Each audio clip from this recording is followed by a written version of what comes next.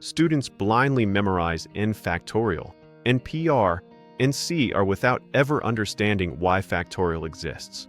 Today, we will derive factorial from logic, not assume it. Our goal for this episode is to understand factorial from first principles, learn linear arrangements, and build a strong foundation for permutations. Let's start with a real question. In how many ways can 3 different students sit in a row? Step 1. For the first seat, any of the 3 students can sit, giving us 3 choices. Step 2. For the second seat, 1 student is already seated, leaving us with 2 remaining choices. Step 3.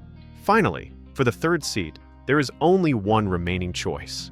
Applying the fundamental principle of counting, we multiply these choices. 3 times 2 times 1 equals 6. This number 6 is not magic. It comes from choices decreasing step by step. We define n factorial as n multiplied by, then, and so on, all the way down to 1. Factorial is simply a compact notation for multiplying decreasing choices. It's important to clarify that factorial is not a formula. It represents a counting process. Now, let's generalize. In how many ways can n distinct objects be arranged in a row? Using the slot method, for the first slot, we have n choices.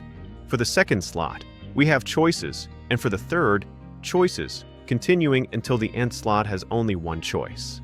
Hence, the number of linear arrangements of n distinct objects is n multiplied by, and so on, down to 1, which is n factorial.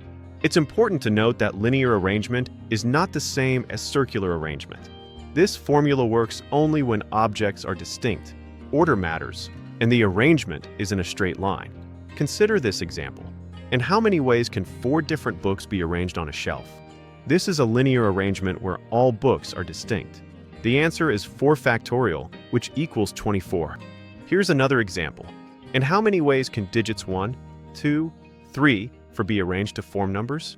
This is not a number theory problem. It is purely an arrangement problem. The answer is 4 factorial, which is 24. A common student mistake is writing n factorial without proper reasoning.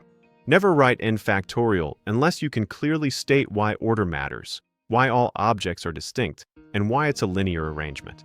Every permutation formula you will see later is just factorial divided by something. If factorial logic is weak, PnC collapses.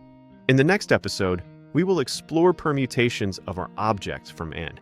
We'll answer why NP are equals n factorial divided by factorial, why we divide, and where the denominator comes from.